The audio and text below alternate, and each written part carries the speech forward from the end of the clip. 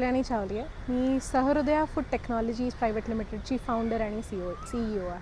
सहृदया म्हणजे पूर्ण जे सुरू केलं आहे आम्ही हा ग्रामीण महिलांसाठी सुरू केलेला होता की आपण आपले जे जुने काळचे जे पदार्थ बनवतो गावात, आम्ही म्हणतो की नेहमी 500 वर्ष जुनं जे मार्केटमध्ये आत्तापर्यंत टिकलेत आणि आपण विश्वास करतो अशा पदार्थांना आपण मार्केटमध्ये कसं आणू शकतो ह्याचा पूर्ण जे सुरू झालेला आहे तो आम्ही सहृदया असं म्हणतो। तर सहृदया म्हणजे हृदयातून, तर आम्ही सहृदया हे 2 ह्याच्यात काम करतं। एक आहे ग्रामीण महिलांना, बचत गटाच्या महिलांना ट्रेन करणं की ज्या करून त्यांचे जे जुने पदार्थ आहेत ते मार्केटमध्ये येऊ शकतात। मी स्वतः एक केमिकल इंजिनियर आहे, तर आम्ही मटेरियल बॅलन्स, क्वालिटी कंट्रोल जे FMCGचे स्टँडर्ड्स असतात, तर जेव्हा आम्ही सुरू करतो महिलांना सांगायला आम्ही तेव्हा ते हेच सांगतो की जसं तुम्ही पार्लेजीचा बिस्किट बघतात की आपल्या लहानपणीपासून आत्तापर्यंत चव सेम आहे, तर त्याला जे लागणारे क्वालिटी स्टँडर्ड्स वगैरे आहेत आपण तुम्ही जे बनवताय त्या लाडूमध्ये, त्या चकलीमध्ये कसे आणू शकतात त्यामध्ये आम्ही ट्रेनिंग करतो। आणि दुसरं जो आहे सहृदया म्हणून आमचा स्वतःचा एक ब्रँड आहे ज्याच्यात आम्ही मैदा आणि साखर न वापरता बनवलेले हे पारंपरिक गोष्ट आम्ही पुढे घेऊन येतो। त्याच्यात शेवग्याच्या पानांची चिक्की झाली, डिंकाचे लाडू, ज्वारी जवसाचे लाडू आणि मग साऊथचे इंद्रायणी तांदळापासून आम्ही गारेलू म्हणून एक साऊथचा चिप्स आहेत जे ग्लुटेन फ्री आणि 12 इंग्रेडियंट्सपासून बनवले, असे वेगळे गोष्टी आम्ही बनवून ऑल ओव्हर इंडिया आणि US आम्ही डिलिव्हर करतो। माझं जेव्हा शिक्षण संपलं केमिकल इंजिनिअरिंगचं तेव्हा मी कोविडच्या दरम्यान मी एका विज्ञान आश्रम म्हणून एक ऑर्गनायझेशन आहे जे पाबळमध्ये आहे, तिथे मी विटॅमिन Dच्या रिसर्चसाठी गेले होते। आणि त्याच वेळेस माझा तो पहिल्यांदा होता की मी एका गावात राहत होते, तर मी गाव फिरायचे आणि तेव्हाच मी तिथल्या बायकांना भेटली होती जे हे सगळ्या वस्तू बनवायचे। आणि तेव्हा असं झालं की जेव्हा मी घरी परत यायचे तर मी ह्याच गोष्टी परत घेऊन माझ्या आईबाबांना, मित्रांना तसं त्यांनाही द्यायचे आणि त्यांना आवडलं की ऑर्डर्स वगैरे देऊन त्यांना आर्थिक पण मदत करायची। तर तसं ते सुरुवात झाला होता। शेवगाच्या पानांची चिक्कीचा सुरुवात म्हणजे जे माझा इंट्रोडक्शन होता ते पाबळमधूनच झालेला होता। तशी जी सुरुवात झालेली जर्नी होती, मग हळूहळू त्यांना मदत करणं की क्वालिटी कसा मेंटेन करायचा, असं ह्या सगळ्यापासून मग मला वाटलं की हे फक्त पाबळच्या गावातल्या बायकांचं गोष्ट नाही आहे, हे सगळ्या बायकांच्या गोष्ट आहेत जे गावात वेगळे पदार्थ वगैरे बनवतात। आम्ही जसं मी म्हणाले 16 पदार्थ, चिक्कीमध्ये शेवग्याच्या पानांची चिक्की आम्ही एक बनवतो, 3-4 प्रकारचे लाडू आहेत, डिंकाचे लाडू आहेत, ज्वारी जवसाचे लाडू आहेत आणि तिळगुळाचे लाडू आहेत आणि बेसन आणि खडीसाखर आणि फुटाणे डाळचे लाडू आम्ही करतो। सगळ्यांमध्ये गुळ नाहीतर खजूर वापरले जातात। जसं डिंकाचे लाडू पण आहेत, हे खूप वेगळ्या कारण प्रत्येक जसं UPमध्ये गोंद के लड्डू नॉर्थ साईड वेगळे बनवतात इथे, तर आम्ही खूप छान एक व्हरायटी आणलं आहे जे सगळ्या लहान मुलांना पण ते खूप आवडीने खाऊ शकतात अशा पद्धतीने, आणि ते पूर्ण खजूर आणि गोड केलेले आहेत। मग दुसरं आम्ही स्नॅक्समध्ये चिवडा करतो, चटणी करतो आम्ही 2 प्रकारचे, जवसाची एक चटणी करतो आणि एक साऊथ इंडियन डाळींची, पण दोघांमध्ये आम्ही अजिबात तेल वगैरे वापरत नाही, ऑइल फ्री चटणीज आम्ही करतो।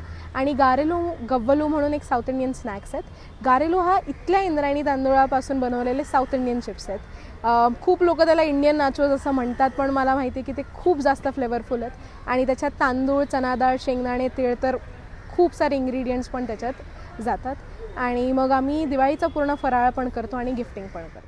पहिले 2 पदार्थ जे पाबळचे होते तिथे ते शेवग्याच्या पानांची चिक्की आणि ते सप्तधान्य लाडू Nutri7, ज्वारी जवस मगजबी तिळगुळ तूप आणि वेलचीचे ते लाडू बनवायचे आणि हिवाळ्यात ज्वारी बाजरीनी रिप्लेस व्हायचा। खूप छान वाटलं होता।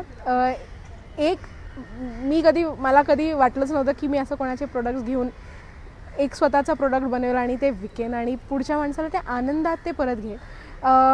जेव्हा पहिल्यांदा घेतलं होतं तेव्हा तर नक्कीच छान वाटलं होतं, पण जेव्हा त्यांनी कॉल करून सांगितलं होतं की त्यांना खूप आवडलं आणि त्यांच्या घरी नातेवाईक वगैरे येणार आणि त्यांना गिफ्ट करायचं आहे, तेव्हा ते अजून खूप छान वाटलं की ओके आपण काहीतरी व्हॅल्यू खरंच ॲड करतो आहे त्या प्रोडक्ट्समध्ये आणि लोक ते ओळखत आहेत, तर ते खूप छान वाटलं होतं। इन्व्हेस्टमेंट जसं मी इंजिनिअरिंगमधून सुरू केला होता, तर मी त्यावेळेस माझ्या मामाला 2 लाख विचारले होते।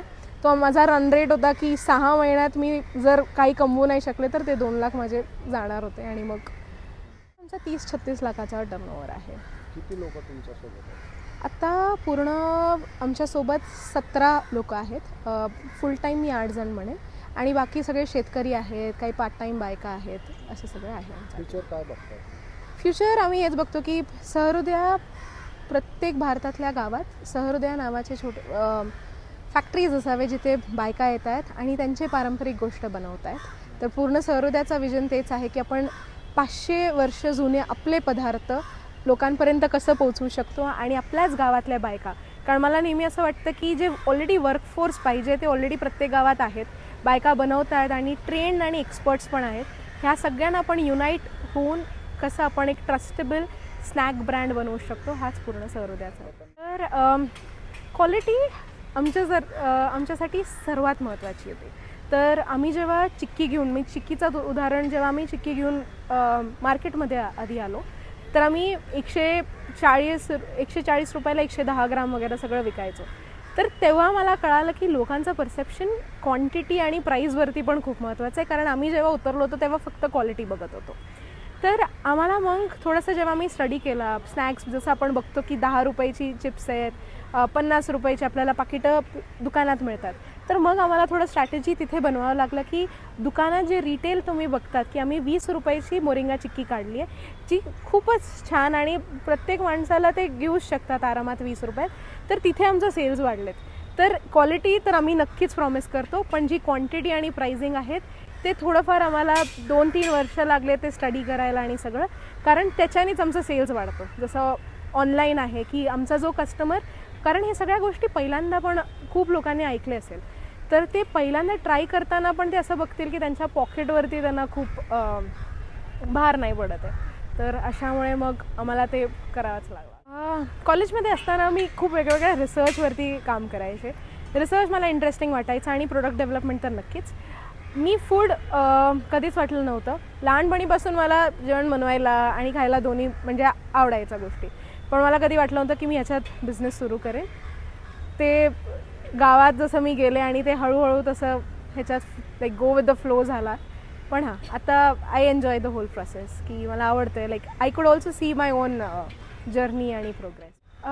हे सगळे जे बायका आहेत हे सगळे शेतकरी बायका आहेत. तर माझ्यासाठी सर्वात महत्त्वाचं म्हणजे जे मी बघते त्यांना की हे जेव्हा अन्न बनवतात खूप वेगळ्या पद्धतीने बघतात, काहीच वाया जात नाही. म्हणजे कधी कधी आमच्याकडे ते जे कारेलू म्हणत होते, जे चिप्स होते, ते तुटून नाही तर त्याच्यातले शेंगदाणे खाली पडतात, तीळ खाली पडतात, चिवडाचं उरलेले गोष्ट ते घरी घेऊन जाऊन त्यांच्या थालीपीठमध्ये वापरायचे. आणि जेव्हा ते येतात आणि सुरू करतात तर गॅसला नैवेद्य म्हणून बाजूला पहिला पदार्थ ठेवणं, हे मी बघायचे की एक रिस्पेक्ट ज्या पद्धतीने ते फूडला पे करतात, हे कदाचित मी म्हणजे आईला बघितलं आहे प्रसाद आणि नैवेद्य, पण ते खूप छान होतं. म्हणजे आणि मग मला तेव्हा वाटलं की कदाचित हे कारण कष्ट करून भात उगवत आहेत, पिकवत आहेत, तर त्यांना त्याची कदाचित किंमत माहीत असेल, प्रत्येक शेंगदाण्याची, प्रत्येक तांदळाची, की वेस्ट झाल्यावर किती एफर्ट्स पण वेस्ट होतात. नेक्स्ट टार्गेट आम्हाला आत्तापर्यंत आम्ही बॅकएंड खूप छान काम केलं आहे.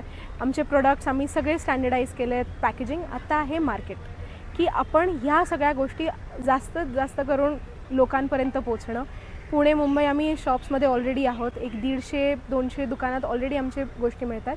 हे पॅन इंडिया आपण कसं करू शकतो आणि मोठा ब्रँड आपण कसा एस्टॅब्लिश करू शकतो.